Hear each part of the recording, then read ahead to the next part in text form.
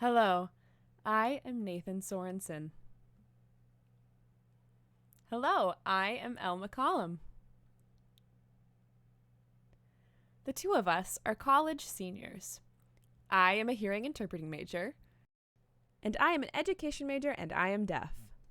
For our senior project, we decided to collaborate and write a research paper entitled Current Barriers and Strategies for Student Engagement of Deaf and Hard of Hearing Students in Mainstream Middle School Classrooms. This video is an ASL summary of the paper we've written.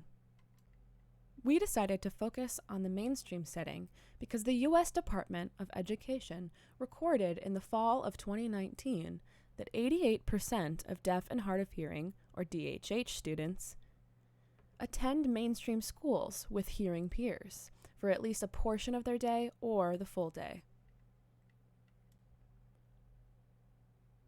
For my interpreting internship, I went to many different freelance settings, including mainstream classrooms. While I was interpreting, I noticed some students thriving while others struggled. And for my internship, I worked at a deaf school and learned in that environment.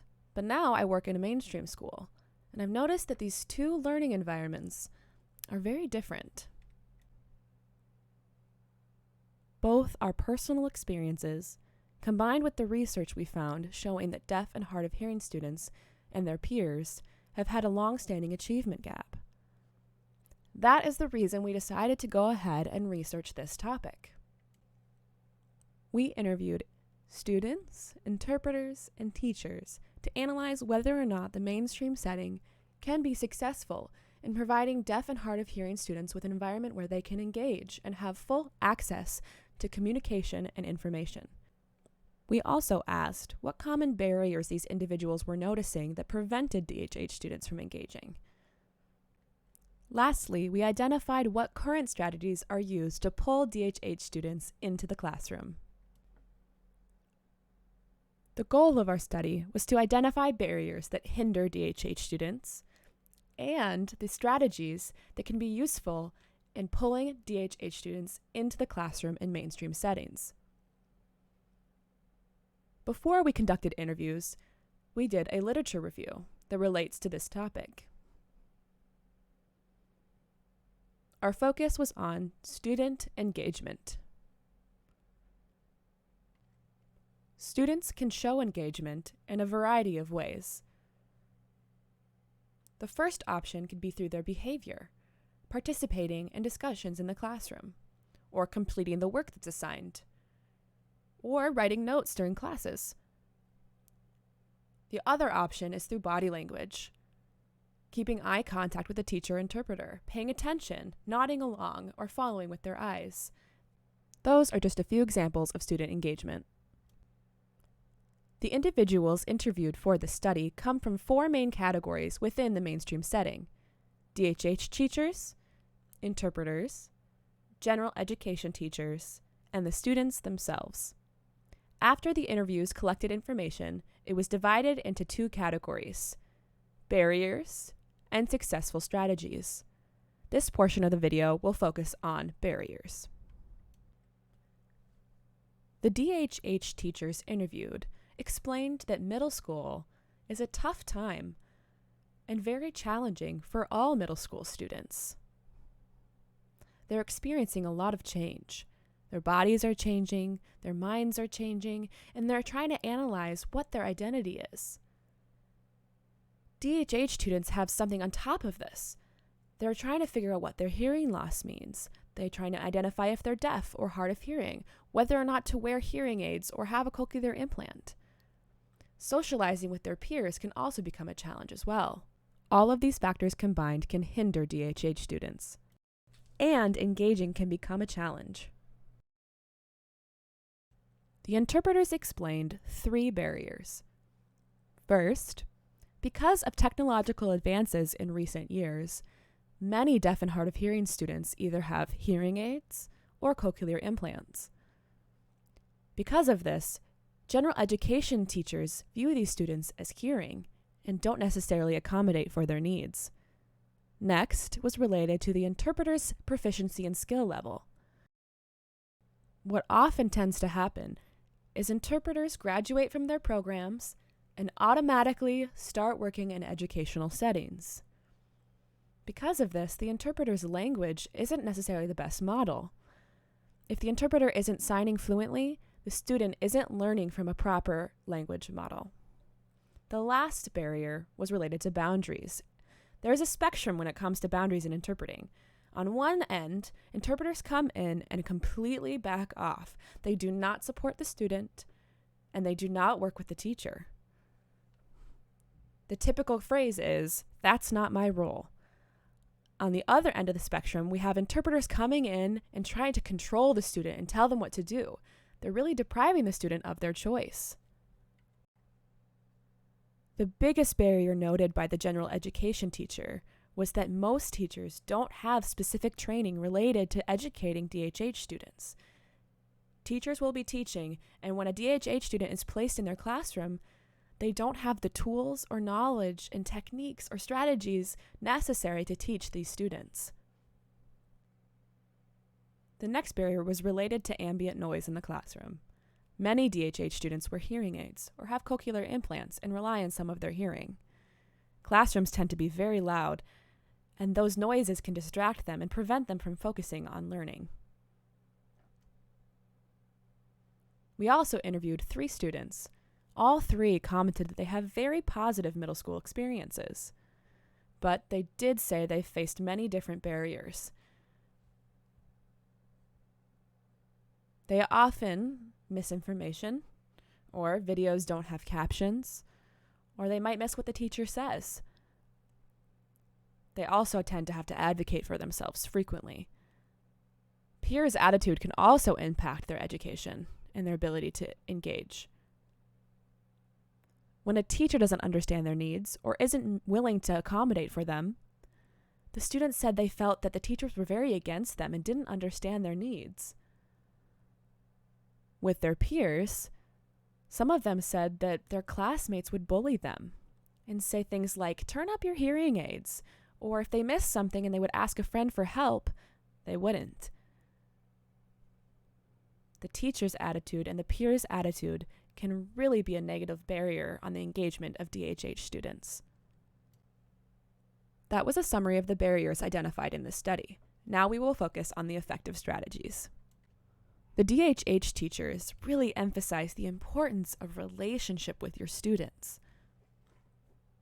To be able to pull them and get them to engage in the classroom, you must have a one-on-one relationship with them. Learn their habits, their needs, their interests, what motivates them, and how they learn.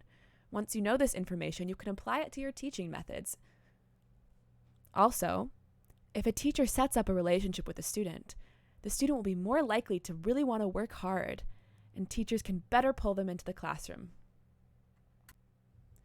DHH teachers also suggested 3 other strategies.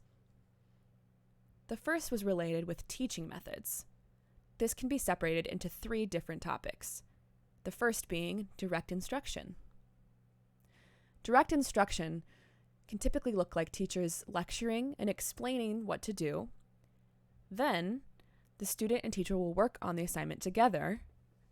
And last, the teacher will hand it off to the student to work on it independently. That can be a test or other examples. The other suggestion was the sandwich method. A word can be signed first, then the English word can be shown, and then the sign will be sandwiched at the end to emphasize it. This will help develop both the ASL and English skills of the student. The last method was explaining information in multiple different ways and repeating it over and over again to help the student really understand and remember the meaning. Those were the 3 strategies related to teaching methods. The next example was that teachers must emphasize and encourage students to learn and follow their interests, to be creative and develop their skills. It's important that students learn their independence and what rights they have for their own education. Lastly, teachers must set a good example on how to interact with DHH students. They want to make the student feel welcome, and then the other hearing peers will follow the example of the teacher, and there will be unity in the classroom. The interpreters interviewed shared 4 different strategies. The first being, interpreters must match the language preferences of each individual student. Some students might prefer strong ASL, while others might prefer more English word order and structure and sign, as well as the English shown on the mouth. Interpreters must match these preferences.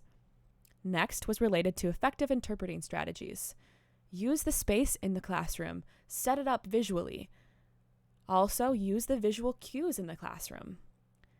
For example, if there's a screen and bullet points on the board, point to it, allow the student to look and follow along with the rest of the class. Next, people typically assume that deaf and hard of hearing students should sit in the front of the class, where they can best see the teacher and the interpreter. One interpreter suggested that it might be better for deaf and hard of hearing students to sit in the back of the class. This is because in the back, they'd be able to see the entire classroom and have a visual on everything, including teacher, interpreter, and their peers. The last point relates back to the barrier mentioned before about the middle school experience. Students are trying to identify who they are and what their hearing loss means. This last point emphasizes a relationship and connection to the deaf community to develop that positive identity. This can be broken down into 3 points. First, interpreters have the resources and knowledge about the deaf community and can pass this on to the students. Next, if an interpreter is interested and wants to become an educational interpreter, they should go into a deaf school and watch a deaf teacher and learn how they run their classroom and the different methods and strategies they use. Interpreters can then apply that to their interpreting techniques. The last is related to CDIs, or Certified Deaf Interpreters. If a CDI is brought into a classroom, that means a native signer is the example for the student. They also would have that deaf role model right there for them in the classroom. Those were the 4 strategies mentioned by interpreters. The general education teacher interviewed emphasized the same point as the DHH teachers: relationship. If that relationship is established, students will feel comfortable going to the teacher to ask for help and support. There were also 2 other strategies suggested. First being working with the educational staff, such as the interpreter or captionist. Before classes, provide these staff with lists of vocabulary and topics. That way they can review this and provide the best accessibility for the student. The next strategy was related to the content. Teach it in a variety of ways and approaches. Use videos, lectures, models, discussions, group projects and activities, and hope that one of these will stick with the student and help them understand and learn most effectively. The students explained 2 separate strategies. Again, it was emphasized how important relationship with teachers and peers can be. If the teachers are willing to accommodate for their needs and value them, and if peers are willing to support them, for example, if they miss something and need to be filled in on what was said, both of these types of support can really help the student feel able to engage in the classroom. Lastly, it was discussed that these students feel it's important to know how to advocate for themselves, not only rely on others to help them, but rely on themselves and feel confident enough to advocate for what they need. We want to be clear that in this video, everything we've explained up until this point has been related to summarizing the barriers and strategies we've discovered in our research.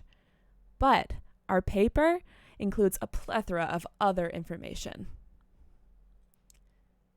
Up until this point, everything we've explained comes down to the fact that education must match the needs of each individual deaf and hard of hearing student, their needs, preferences, and choices. All the interviews have agreed that students are diverse. To identify which educational setting is the best fit for a specific student, it must be recognized that deaf education has many different educational options, whether it be a deaf school, homeschool, online, or mainstream. There's so many different options. Parents, teachers, interpreters, and the educational team must be able to evaluate a student and identify which one of these settings fits them best. We hope that our study and all the information we've shared can be presented to the educational team at large and used to make different curriculums, different lessons, and trainings. And then we can work together to provide the best educational experience possible for deaf and hard of hearing students. We want to see all students thrive.